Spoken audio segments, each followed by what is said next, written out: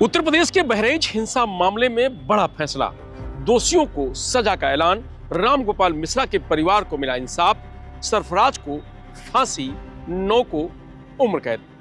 नमस्कार, मैं रजनीश यादव, आप देख रहे हैं लोकमत हिंदी। यूपी में बहराइच के महाराजगंज कस्बे में पिछले साल हुए रामगोपाल मिश्रा की हत्या के मामले में अदालत ने फैसला सुना दिया है। सरफराज उर्फ रिंकू नाम के एक दोषी को फांसी की सजा सुनाई गई है और 9 को उम्र कैद की सजा दी गई है। महाराजगंज हिंसा पे बड़ा अपडेट आ गया है कि क्या इसने क्या सजा सुनाई है? सरफराज, जो अभियुक्त सरफराज था, उसको फांसी की सजा दी गई है। बाकी 9 अभियुक्तों को आजीवन कारावास दिया गया है। बहराइच कोर्ट ने मंगलवार को 10 आरोपियों को दोषी करार दिया था। कोर्ट ने जिन 9 गुनाहगारों को उम्र कैद की सजा दी है, उनके नाम फहीम, सैफ अली, जावेद खान, अब्दुल हमीद, तालिब उर्फ सबलू, ईसान, शोएब खान, ननकऊ और मारूफ है। बहराइच हिंसा मामले के 10 दोषियों में अब्दुल हमीद, उनके 3 बेटे और 6 अन्य लोग शामिल हैं। मंगलवार को कोर्ट ने 3 आरोपियों शकील अहमद, बबलू, अफजल उर्फ कल्लू और खुर्शीद को दोष मुक्त कर दिया था। मृतक रामगोपाल मिश्रा को इंसाफ मिला, पत्नी की मांग पूरी हुई। पति के कातिलों को फांसी हो, फांसी के सिवा हमने कोई मांग ही नहीं की है और नहीं हमें कुछ चाहिए। फांसी चाहिए, फांसी चाहिए। कल 11 तारीख है, कल 11 तारीख को उनको फांसी होनी चाहिए। मामला 13 अक्टूबर 2024 का है। महाराजगंज में दुर्गा विसर्जन यात्रा निकल रही थी। उसी दौरान डीजे पर गाना बजाने को लेकर विवाद शुरू हुआ। कुछ ही देर में विवाद भीषण संघर्ष में बदल गया। इस दौरान 22 वर्षीय रामगोपाल मिश्रा की गोली लगने से मौत हो गई। इस हिंसा के दौरान कई अन्य लोग भी घायल हो गए। हिंसा के दौरान भीड़ बेकाबू हो गई। मकानों, दुकानों, अस्पताल, मोटरसाइकिलों और कारों को आग लगा दी। संपत्ति को भारी नुकसान हुआ। बहराइच हिंसा और रामगोपाल मिश्रा की गोली मारकर हत्या के मामले में पुलिस ने 13 लोगों को गिरफ्तार करके जेल भेजा था।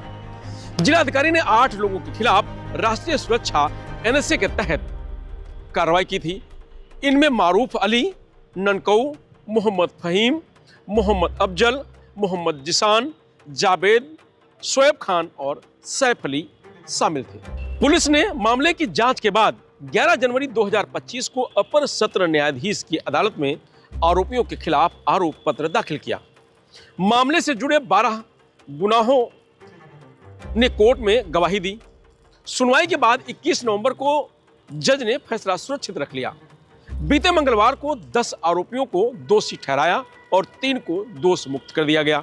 अब सरफराज को फांसी की सजा और बाकी 9 को उम्र कैद की सजा सुनाई गई है। दोष सिद्ध और सजा के फैसले के बाद दोषी को अपील दायर करने का अधिकार होता है।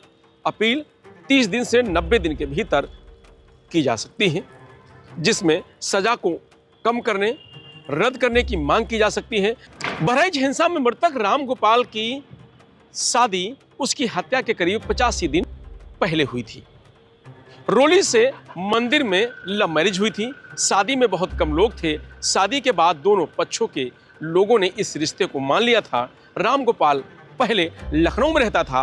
रोली ने हिंसा के एक दिन बाद कहा था कि उस दिन गांव में भंडारा था, वहीं पति खाना बना रहे थे। लौटे तो कहा कि मैं विसर्जन में जा रहा हूं। रोली ने बताया था कि मैंने बाइक की चाबी छिपा दी थी, कह रही थी कि मत जाइए। उन्होंने जिद की और चले गए। शाम को 5 बजे फोन आया कि उन्हें गोली लगी है। कहा गया कि पैर में लगी है, जान नहीं जाएगी। हम हॉस्पिटल पहुंचे, वहां जो देखा वह बहुत भयानक था। मेरे पति को बेदर्दी से मारा गया था। उनके गले पर चाकू के निशान थे। पैर के सारे नाखूनों को प्लास से खींच लिया गया था।